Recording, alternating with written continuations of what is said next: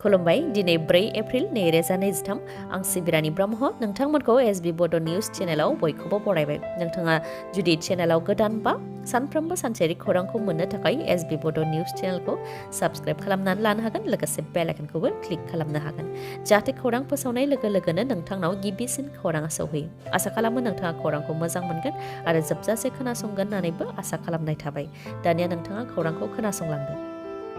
रायजोआव गुलि गावनाय जाथाय गान्जा फालांगिरिनि खौरां फोसावनो थांनानै खैफोदाव गोग्लैदों सासे खौरांगिरिया आरो जिउ रैखाथिनि थाखाय गुलि गावनो गोनां जादों बे जाथाया गुवाहाटीनि बिरुबारियाव जादों फोरमायथिनाय बायदिब्ला गान्जा फालांगि जानायनि खौरां मोननानै खौरांगिरि बिनय कलिताया खौरां फोसावनो थाखाय नुजाथिहैदोंमोन बेयावनो खौरांगिरिखौ हमनानै लांखारदों जेराव खौरांगिरिनि केमेरा आरो बायदि बायदिखौ बुफाय बुसि खालामनानै होनायजों लोगोसे खौरांगिरिनि सायावबो गाग्लोबनाय जादों खौरांगिरिया फोरमायथिनाय बायदिब्ला बिथांखौ हाजो सायाव लांनानै हाजो सानिफ्राय गारहरनो नाजादोंमोन बेयावनो बिथाङा गारिनिफ्राय बारजुमदों आरो जिउ रैखाथिनि थाखाय गुलि गावनो गोनां जादों होननानै फोरमायथिदों बे जाथायखौ लानानै दा गासै साब्रैखौबो एरेस्ट खालामनाय जाबाय होननानै मिथिनो मोननाय जादों सरलपारा ओनसोलाव थाबैनो 23 गामिफोरखौ होस्रांनो थांगासिनो दं आरो जेबो निमाहा होनाय जानाय नङा होननानै बुंथिदों बिटिसिनि हाग्रा बिफाननि इएम रनजित बसुमतारिया बिटिसिआव होस्रांनायखौ लानानै हाग्रामा महिलारिया बिबुंथि होनायनि उनाव इएम रनजित बसुमतारि बिथाङाबो फिननाय होदों प्रमद बर' सोरखारा होस्रांबाबो आरो न' सिफायोबाबो गोदान न' लुनानै होगोन गिर्जा मन्दिर लुनानै होगोन आरो बे एखे जायगायावनो हा होगोन होननानै हाग्रामा महिलारिया बुंथिदोंमोन बेनि सायाव इएम रनजित बसुमतारिया फिनजाथाय होदोंदि हाग्रामा महिलारिनि बे बिबुंथिखौ लानानै हाइकर्टनि उकिलजों सावरायदों फरेस्ट एक्टनि सिङाव मा रोखोमै हाग्रामा महिलारिनि हेंथायै राहा लानो हायो बेखौ लानानै हाइकर्टनि उकिलजों सावरायदों सोरखारनि हेंथा थांनानै हाग्रा फोजोबस्रांनो थाखाय सुबुंफोरखौ थुलुंगा होदों बेनिखायनो हाग्रामा महिलारिनि हेंथा केस होनो हायो नामा बेनि सायाव सावरायनाय जागासिनो दं होननानै फोरमायथियो इएम रनजित बसुमतारिया बेनि अनगायैबो सरलपारा ओनसोलाव 23 गामिफोरखौ थाबैनो होस्रांनो थांगासिनो दं रावखौबो निमाहा होनाय जानाय नङा होननानैबो बुंथियो बिआर फेरेंगा बिथाङा चिरां जिल्लानि निसिमा बियाबाव बिपिएफ दोलोनि हानजा सुरनाय बिपिएफ दोलोनि गाहाय हाग्रामा महिलारिनि दैदेननायाव लामायाव हानजा सुरनाय हाबाफारि लादों जेराव गुबुन साननि बायदि हाग्रामा महिलारिजों लोगोसे खाम्फा बरगयारि गुबुन गुबुन दैदेनगिरि आरो रायजो राजाफ्रा बाहागो लादों बे हानजा सुरनाय हाबाफारिनिफ्राय बिपिएफनि दैदेनगिरि खाम्फा बरगयारि बिथाङा फोरमायथिदों दि थांनाय बिसायख'थियाव इउपिपिएल दोलोआ बिटिआर गोरोबथानि लब दिन्थिनानै सोरखाराव फैदोंमोन नाथाय दा रायजो राजाफ्रा बुजिबाय आरो बिपिएफ दोलोनो गोसो गुदुङै भट होनो थाखाय थागथियारिसै होननानै फोरमायथि बिथाङा बेनि अनगायैबो बिपिएफनि हानजा सुरनायाव रायजो राजा जमा जानायखौ नुनानै इउपिपिएल दोलोआ गिदों जायनि थाखाय गामि गामि हाबनानै बिपिएफनि हानजा सुरनायाव दाथां होननानै बुंहैदों नाथाय रायजो राजाफ्रा गियाखै जायनि थाखाय गासैबो बियाबावनो रोजा रोजा रायजो राजाफ्रा ओंखारबोदों जायफोरा बिपिएफनिफ्राय इउपिपिएलआव थांबायमोन आरो जायफोरा बिपिएफनो जिउआवबो भट होफेराखै बिथांमोनहाबो बिपिएफ दोलोनि हानजा सुरनाय हाबाफारियाव बाहागो लाफैदों होननानै फोरमायथियो खाम्फा बरगयारिया आरो सोलायनायनि मुङाव जि खोथा होदोंमोन बे खोथा होनाय बायदि जेबो खालामनो हायैखौ रायजो राजाफ्रा बुजिदों आरो इउपिपिएलनि गेजेरजों जेबो जौगानाय जानाय नङा बेखौ बुजिनानै गासै हारि माहारिनि रायजो राजाफ्रा ओंखारबोदों होननानै बुंथियो खाम्फा बरगयारिया बिथांनि अनगायैबो बिपिएफनि दैदेनगिरि बिथाङाबो बुंथियोदि चापागुरिनिफ्राय मालिभिटा थांनाय लामाया थांनाय 2-3 बोसोर सिगांनो सेंसन जादोंमोन बिपिएफनि सोरखारनि समावनो आसाम माला बिथांखिनि गेजेरजों सेंसन जादोंमोन नाथाय लामा फोसाबनायनि खामानिया दासिमबो जायाखै जायनाखि लामा बानायनाया सम लायो आरो लामाया दा जोबोद गाज्रि थासारियाव दङ बेनिखायनो लामाखौ एसे फाहामग्रोनांगौ 40-50 किल'मिटार जानथायनि लामा बेनि गेजेरजोंनो बेरामि डिलिभारि केस बायदिखौ लांनाय जायो बे लामाखौ बानायनायनि सिगां जाहाथे एसे फोसाबो बेखौ लानानै एसेम्ब्लियावबो बुंथिनाय जादोंमोन नाथाय खोथाल' होयो खामानिया दाबो जायाखै होननानै बुंथियो बिथाङा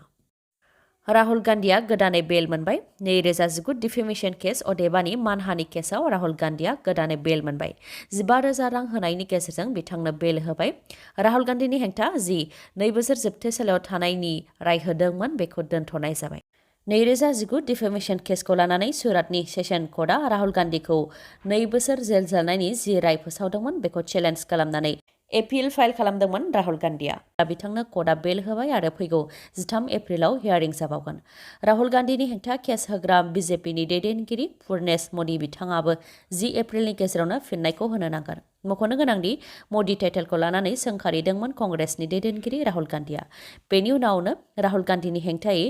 फुर्नेस मदि बिथाङा केस होदोंमोन। बेनि उनाव बिजिरसालिया राहुल गान्धीखौ दायनिगिरि फोसावनायजों लोगोसे 2 बोसोर जोबथेसालियाव थानायनि साजा फोसावदोंमोन, जायखौ लानानै सुरातनि सेसन कर्टआव चेलेन्ज खालामदोंमोन राहुल गान्धीआ। आरो जेब्ला राहुल गान्धीआ सुरातनि सेसन कर्टआव थांदों, अब्ला राहुल गान्धीखौ मदद होनानै प्रियंका गान्धीजों लोगोसे 3 रायजोनि गिबि मन्थ्रिफोराबो थांदोंमोन, लोगोसे रायजो राजाफ्राबो ओंखारदों। 3 रायजो जेरै राजस्थाननि गिबि मन्थ्रि अशोक गेहलट, छत्तीसगढ़नि गिबि मन्थ्रि भूपेश बाघेल,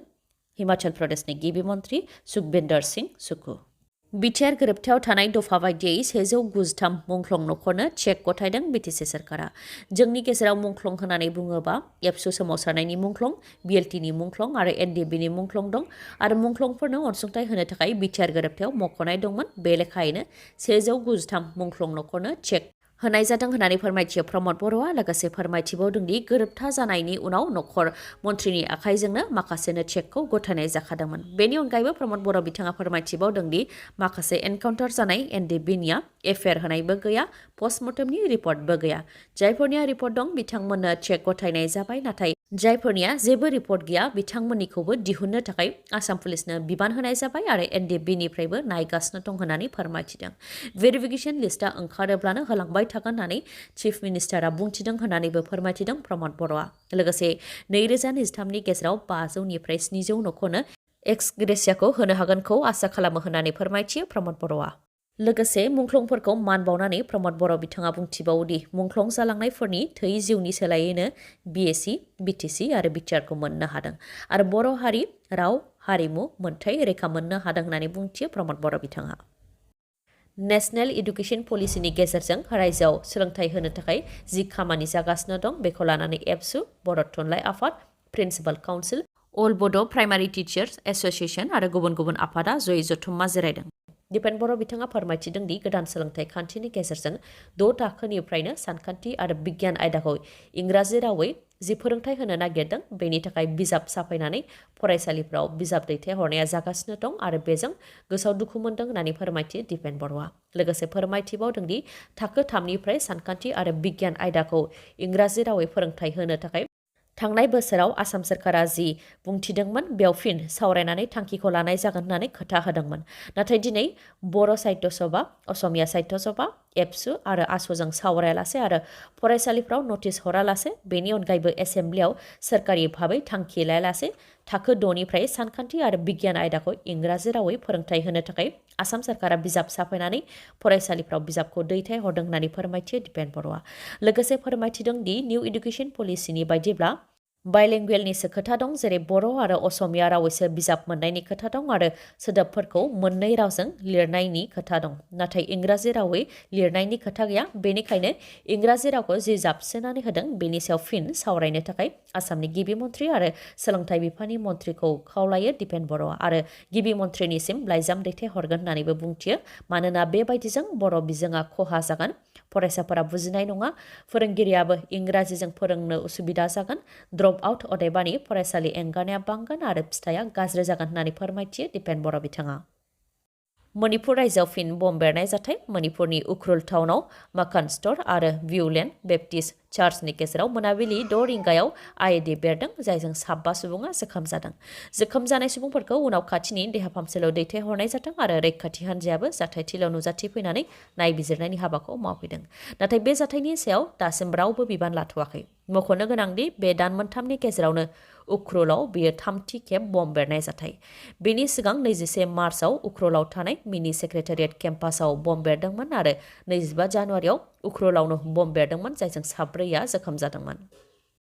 रां जाख्ल'नायनि दायाव हमजादों फिन सासे लाट मण्डल। हा नामजारि खालामनायनि मुङाव रां लानायनि दायाव हमजाबाय लाट मण्डल जयसेफ हुसैन लास्कारा। करिमगन्जनि बदरपुराव थानाय सार्कल अफिसनि लाट मण्डल जयसेफ हुसैना हा नामजारि खालामनायनि थाखाय रां लाबाय थानाय समावनो directorate of vigilance and anti corruption टीमजों हमजानो गोनां जादों।